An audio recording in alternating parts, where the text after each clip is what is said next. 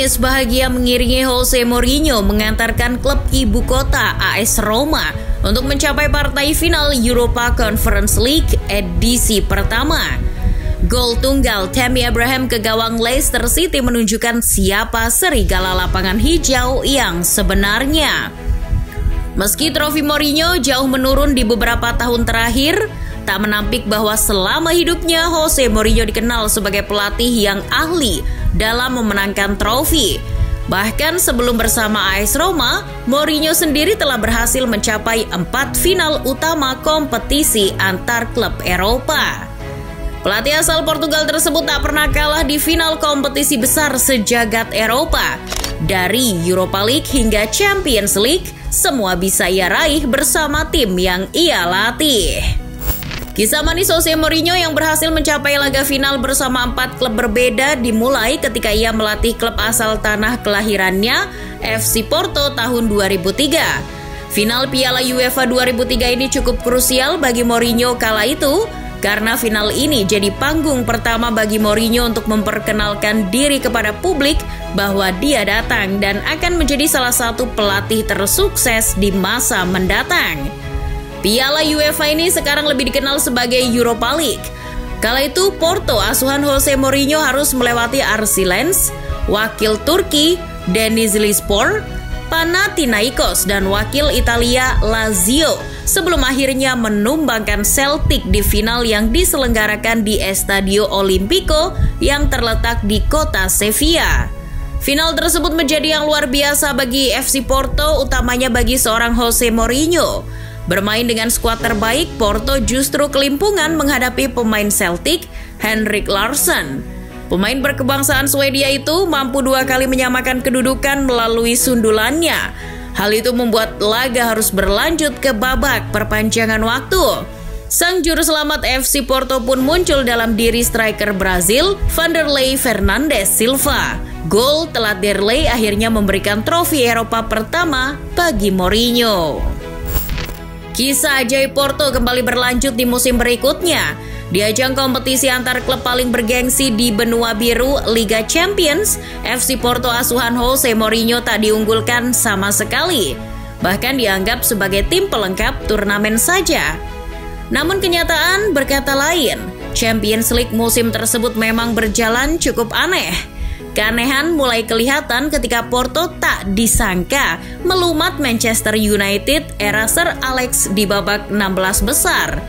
Lalu sang juara bertahan AC Milan yang malah diobok-obok Deportivo di leg kedua perempat final. Sehingga di semifinal hanya menyisakan 4 tim termasuk Porto, Deportivo, AS Monaco dan si orang kaya baru, Chelsea. Tentu dengan peta kekuatan 4 tim itu, Mourinho sedikit percaya diri bahwa ia bisa mencapai final. Porto bertemu Deportivo La Coruna di semifinal. Meski sama-sama berstatus kuda hitam, Deportivo jauh lebih difavoritkan untuk lolos ke partai puncak karena bisa mengalahkan AC Milan. Namun itu tak sepenuhnya benar, laga justru berjalan alot. Di leg pertama, kedua kesebelasan hanya mampu bermain imbang 0-0. Sementara di pertemuan kedua, Deportivo tampil menyerang dan melakukan tekanan sporadis kepada Deco CS. Namun anak asuh Mourinho tak tinggal diam. Memasuki babak kedua, giliran Porto mengobrak-abrik pertahanan Deportivo. Petaka muncul ketika Deco dilanggar di dalam kotak penalti. Derlei yang mengeksekusi berhasil membawa Porto unggul 1-0 di menit 60. Skor 1-0 pun bertahan hingga peluit panjang dibunyikan. Porto berhasil menembus final Liga Champions dan menantang Monaco yang juga secara mengejutkan berhasil mengalahkan Chelsea di semifinal. Di laga final, Mourinho menginstruksikan kepada tim untuk bermain menyerang sejak awal laga. Dan benar saja, mereka bermain dengan tensi tinggi dan membuat permainan Monaco tidak berkembang. Akhirnya, Porto menang telak 3-0 atas AS Monaco dan Mourinho kembali memberikan trofi Liga Champions pertama sejak 17 tahun lalu ketika Porto pertama kali meraihnya. Prestasinya bersama Porto membawa Mourinho ke Liga Inggris untuk menangani Chelsea. Namun ketika masa kerjanya di Chelsea, meski meraih trofi Liga, Mourinho gagal menghadirkan satu pun trofi kompetisi Eropa untuk The Blues. Selepas membantu Chelsea di beberapa musim, pada tahun 2008 Mourinho terbang ke Italia untuk mencari tantangan baru bersama Inter Milan. Tak butuh waktu lama, Mourinho langsung menghadirkan 2 trofi domestik untuk Inter di musim pertamanya.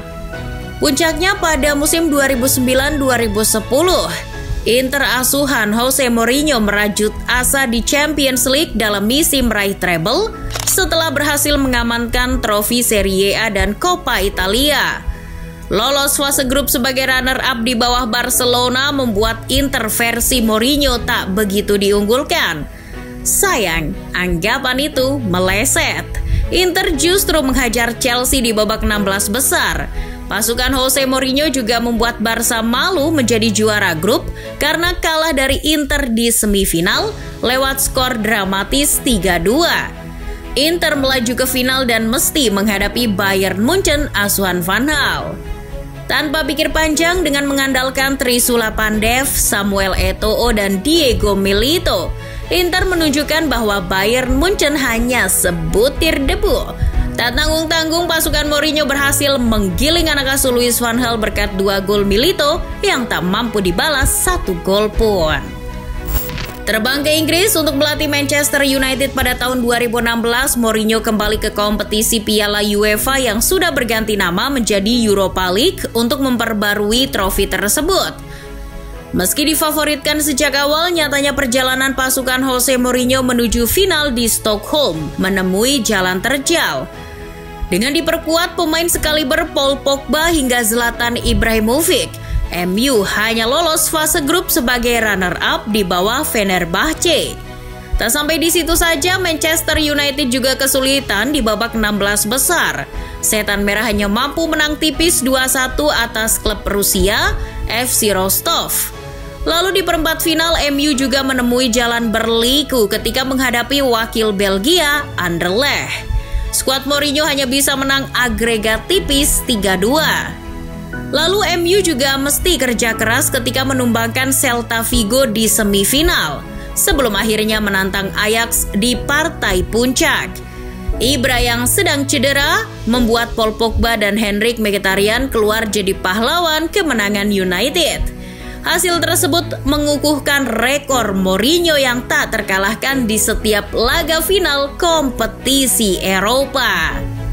Nah, jika Mourinho kembali berhasil mengatasi Feyenoord di laga final Europa Conference League, ia bakal jadi manajer pertama yang berhasil memenangi ketiga kompetisi besar antar klub Eropa tersebut.